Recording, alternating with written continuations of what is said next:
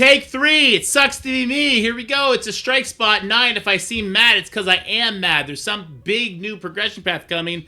And at first glance, I thought it was no big deal. Now, apparently, it's a big deal. Lots of people are mad. Lots of people don't care. I didn't care at first. Let's watch it, and then let's talk about it.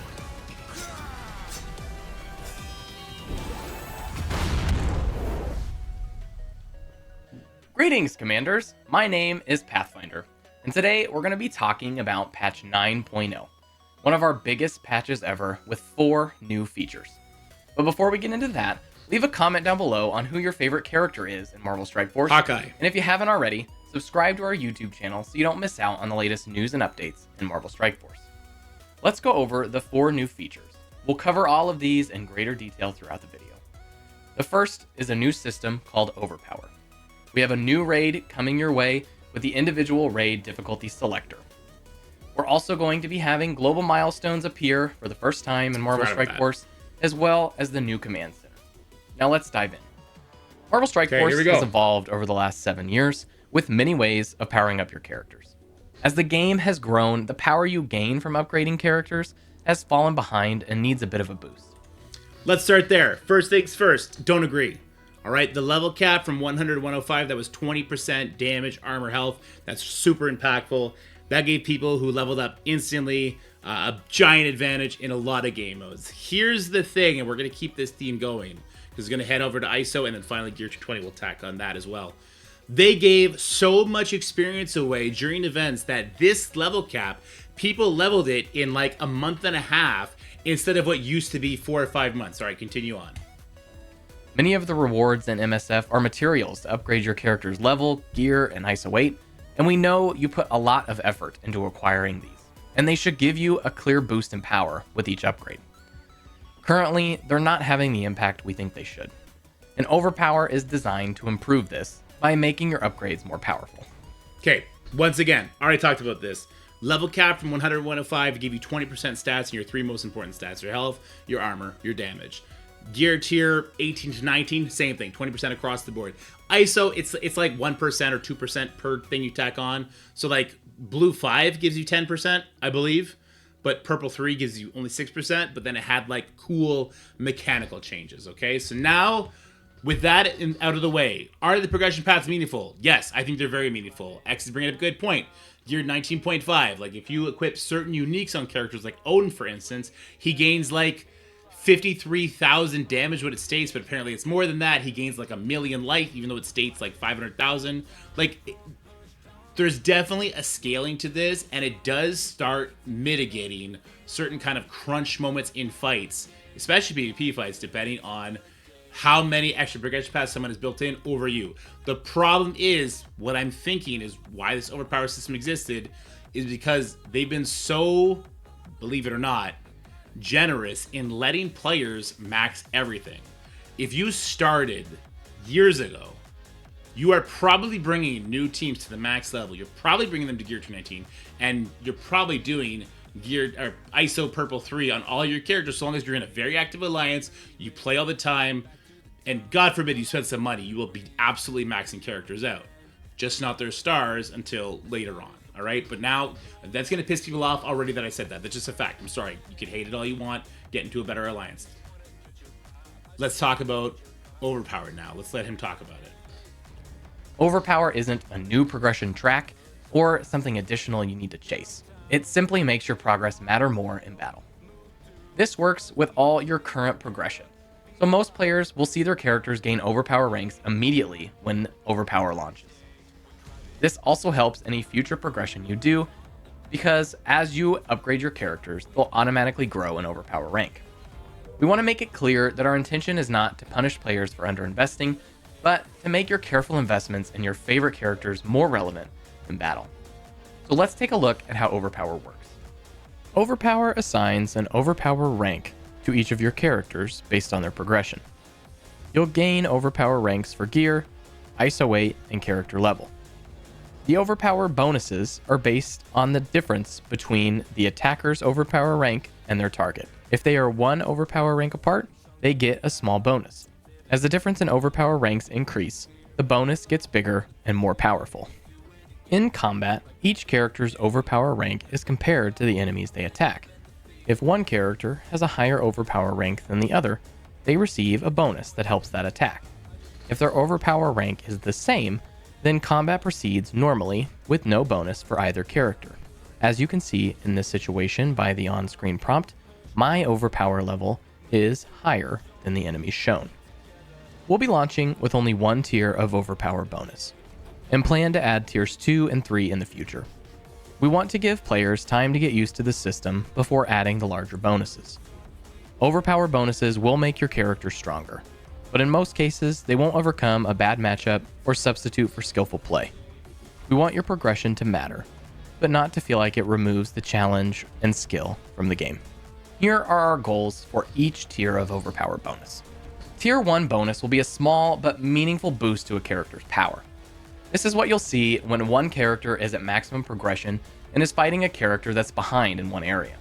This is a pretty common situation, so it shouldn't be a giant bonus. But it should feel good if you've just upgraded your character to level 105 and are still fighting a character that's level 100, for example. The tier 1 bonus will give 50% damage, 50% focus, and automatically win speed bar, speed stat ties. Tier 2 bonuses will be a bigger bonus than Tier 1 and feel fairly strong. You'll see Tier 2 bonuses most commonly when one character is at maximum progression and fighting an enemy that is behind in 2 different areas. For example, if you have a maxed out character and their target is behind in 2 areas like gear and ISO weight. The Tier 3 bonus is the biggest bonus you can get and feels very powerful. It still won't overcome a bad matchup, but it will make a difference in most battles. To get a Tier 3 bonus, the attacker has to be 3 progression levels ahead. So if you had maxed progression on a character today, you'd need to fight someone that's behind in all 3 progression tracks. This shouldn't be a common situation, especially if you're prioritizing modes you want to be most competitive in, such as War and Cosmic Crucible. We're going to gather data as Overpower launches to ensure we understand the impact the Tier 1 bonus is having on Marvel Strike Force. While we're planning this very carefully, there's no substitute from having thousands of players actually using it and looking at that data. We'll use this information to tune tiers 2 and 3 and to provide appropriate levels of power when we release them. Let's check out some additional details on Overpower. When Overpower launches, you'll see Overpower ranks next to your characters in combat. Your roster. No, Sassy, I'm letting him get to the end so we could talk about it all in one shot, because we've recorded this 3 times now. And squad select. And next to enemy characters. Yeah, the UI Otters was a genius here. This looks really nice. I like this. Characters and squad select. During combat, you'll see enemies' overpower ranks shown from the perspective of your active character. If an enemy has a lower overpower rank than your active character, you'll see green arrows next to that enemy indicating that you have a bonus. But if an enemy character has a higher overpower rank than your active character, you'll see red arrows next to that enemy instead, indicating that they will have a bonus against you.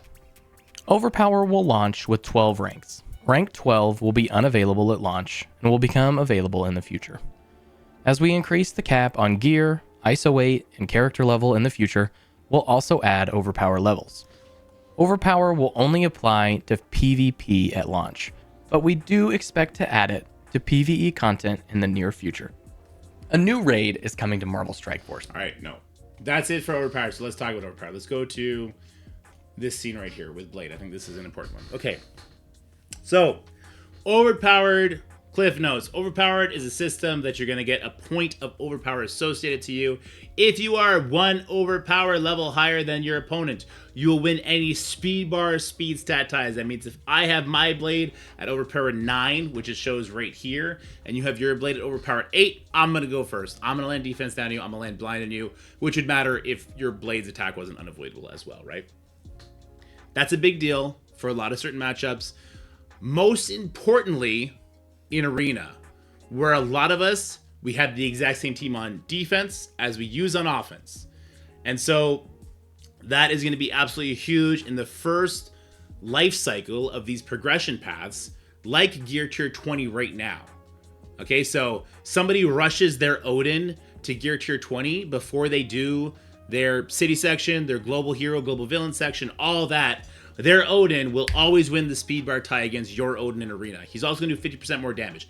50% damage. I don't know how to quantify this. Is an insane amount of damage, right? Think about U32, that third room, where Thanos endgame with 100% extra damage. If you pushed him at slightly the wrong time, one-shot your entire team.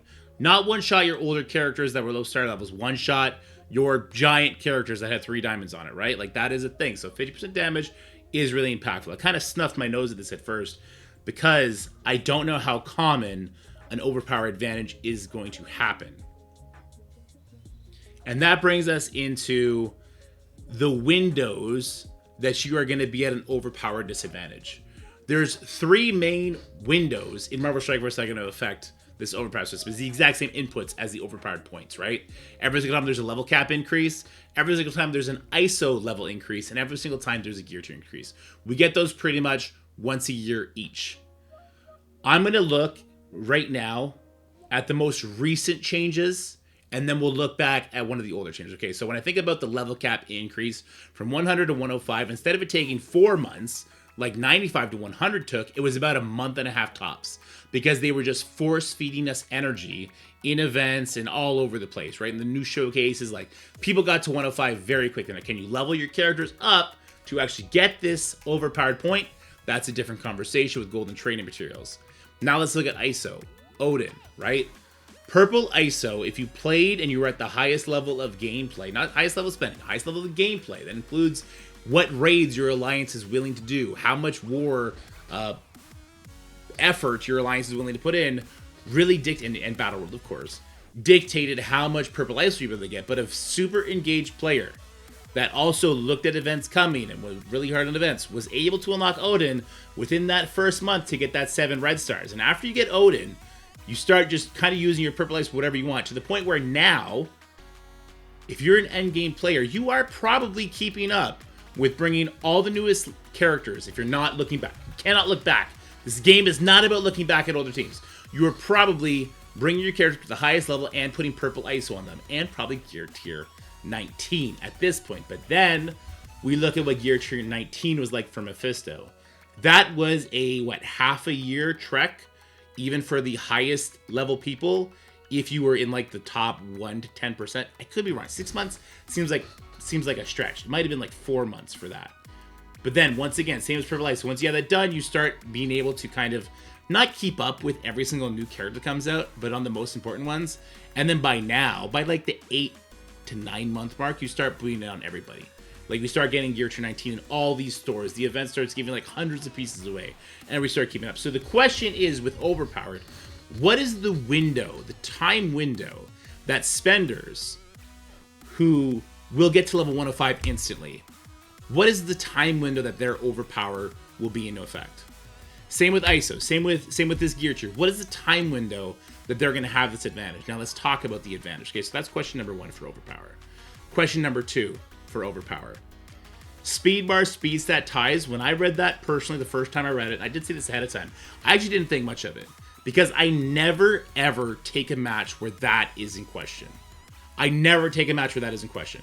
There is a Superior 6 Mephisto Nightcrawler team that can be using its Odin Illuminati, right? And the thing about that is, if you lose the coin flip, if your Green Goblin, I think if your Green Goblin doesn't go after the Odin, like, you want the Odin to go, so you strip it off, I think. If that doesn't happen, you lose. So in this case, it'd be easier to do that matchup, I guess. But my point is, like, I would never take something that is on a coin flip. I always will bring in a Kang. I always want to. The argument by a lot of the really talented Crucible players here right now is that they do take those matchups, or rather, they craft defenses in such a way that it entices you to have to possibly take one of those matchups. And so with this, that element of strategy is ripped away from them. And I can empathize with that, although I don't understand it, because to me, in doing that, you normally have to cripple your own offense, and I don't do that. I go offense heavy. I get my offense together in Crucible and War before I set my defense, because that's just how I play. Then there's 50% damage. Again, this number actually didn't mean much to me the first time I saw it, but now that I think about certain attributes, like Endgame Thanos, his passive, 50...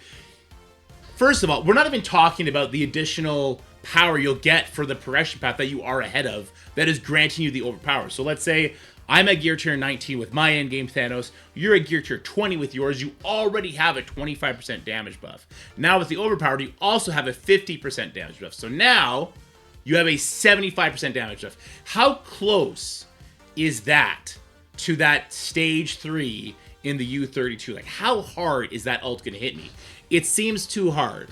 That number has become more and more important to me as I think about characters like Odin. If he gets one single attack off, sometimes you can tank his battlefield effect a little bit until your Mephisto reaches his ultimate and then strips the battlefield effect off. But now if Odin's hitting for 75% harder, he's essentially hitting you for two battlefield effects twice in one interaction, which is insane, right? It seems super heavy-handed, and again, for a system that I don't think needed this level. I think like the actual progression paths, the leveling, the ISO, and the gear was enough. Here's where I think Scopely fucked up. Because they fast-tracked us through leveling, because they fast-tracked us through purple ISO, because I do think they're going to fast-track us through gear tier 20. I think that they felt, or rather some of their big spenders have been quitting because they haven't felt as big as an advantage. This gives them an insane advantage. So instead of now being 20% ahead of you in gear tier 20 for, say, 6 months, they get that. They have a 2-month window where they are 75% ahead of you. Right? And then because this happens 3 times a year, it just seems absolutely insane. If they fast track to, so what I'm saying, so what Ceci just said, if they fast track to gear tier 20, then overpower doesn't matter. It does for the 2 months before the fast track takes effect, right? So it's 2 months at a 75% advantage, which just crushes the game for those 2 months, as opposed to a 25% advantage for what was like the Mephisto era. So I guess the question is, you want the big spenders to feel happy because they run the game, right? They support the game the biggest. Would you rather your opponent have a 25% advantage on you for 6 months or a 75% advantage on you for 2 months? And then, if we're being realistic, that 25% stat advantage from gear tier for 6 months would get overlapped with an ISO that's also going to be there. So it's kind of like 1 or 2 of those months becomes like a 30 to 40% advantage. And then same with leveling. That's going to overlap at some point as well, right? New diamonds coming. That would also overlap. So there's lots of things to think about with this. Is this necessary? I don't necessarily think so. I don't. I also didn't immediately recoil at this like other people did because of my playstyle. I'm very, very interested to know what you guys think about this in the comments. There was a lot of good examples brought up here by some really skilled Crucible players. We got X, Pat, Ceci was in here commenting on things. Saw Owner was in here. Purple Brown's in here. Like, there's lots of great players in here, and this is a very polarizing idea. And it's not just like giant spenders on this, like, I don't give a shit about Overpowered. It doesn't seem to be that much of a difference in so as the pace of what the game is. So I'm very curious to know what you guys think. George was here as well. Thank you, George. Very interested to know what you guys think about Overpowered. Zoe was in here. Thank you, Zoboy. He was in here as well. He also plays at the highest cutting edge. Commander DZ was in here. He didn't say a word. So I'm super curious what you guys think about this Overpowered system. This video is already 18 minutes, so I guess we just cut it off here at this point. New raids coming. Seem pretty cool. The new raids are going to have a new system with it. Let's just go over, see that real quick, where you actually get to pick the difficulty. So your alliance doesn't all need to be at the exact same level for raids. This is going to be for every single node on the raid option where it's not for 24 people. When it is for 24 people, you're still going to have this difficulty slider, but only for bosses. Bosses are going to be optional. They're just going to have really good rewards on the node, which will get increased, I guess, based on the difficulty you do. It's not going to affect your raid seasons, and it's not going to affect your ability to go to the next node. Also, if you fail a node, you can just simply reset the node, but any damage you incurred from your failure, like if your team died, they stay dead. You still have to heal them, just as you normally would. But, I mean, if you get into a really awkward position, you can just back out. By the way, for this overpowered system, I kind of like the idea of this overpowered system in PvE if it 100% solidifies Sim. Like if the overpower level on the node is a 2 and my entire team is overpowered level 3, give me 100% chance to succeed on a Sim and not have to worry about cooldowns or anything. Because I'm always, whenever I Sim with Alpha Flight, I'm always in the back of my mind is going to lose. Like that seems like a pretty easy win there. I'm still on the overpowered stuff because it's very interesting. We're going to have a global milestone event. The one that they showed, oh, jeez, there's so much to win into the strike spot in such a little time. There are going to be ISO restrictions for the new raid. There is a new raid coming. It's not Orcus, the one you saw. It's Chaos Raid. All right? And we're going to be needing no traits for difficulty 1. So this is for newer players. Apparently they're going to be able to just come into the raid. Ultimates raids are dead. They're gone. Forever deleted. Difficulty 2, we're going to need green ISO 5. Very accessible, even in the early game. Blue ISO 3 for difficulty 3. Again, very accessible. Purple ISO 1 needed for difficulty 4. This is somewhat easier. And purple ISO level 3 needed for difficulty 5. So guys, this means that if you are in my alliance right now, you better be equipping purple ISO 3 to at least Night Stalker and Orcus. You better have those teams done all the way. Then we need Extreme Old Man Logan. We need Skrull with Hive Mind. And then we need Spider Society. Though those 3 teams, I assume, are dead and gone very early on. Like, they probably will not hang on difficulty 5. We'll see if we can come up with cool counters, some plug-and-play options that are kind of off the beaten path for those teams. The same way, like, Skrull subbed in to the Bio team, and Old Man Logan subbed into the Mutant team. Though I think we're just going to see a lot of North Stars countering Speed Bar on those nodes.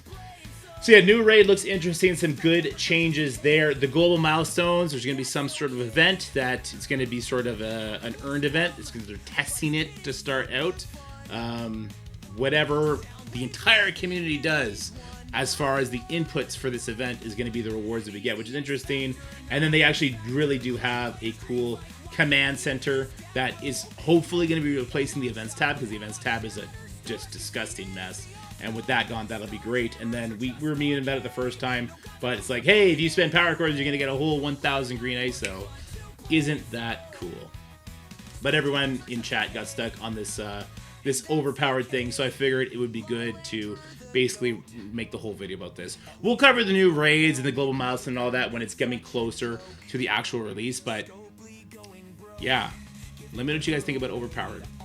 And let me know, this is very interesting to me. Are you more worried about the speed bar, speed stat tiebreaker aspect of Overpowered, or the 50% damage aspect of Overpowered? The more I think about it, the more I'm worried about the 50% damage aspect of Overpowered. I don't care about the focus. I don't care. Land your shit. It's my job to craft my team to the point where you don't get a chance to use your abilities that do stuff, right? There's a lot of big Crucible heads in here that were more worried about the speed bar, speed stat change. I'm personally more worried about the damage.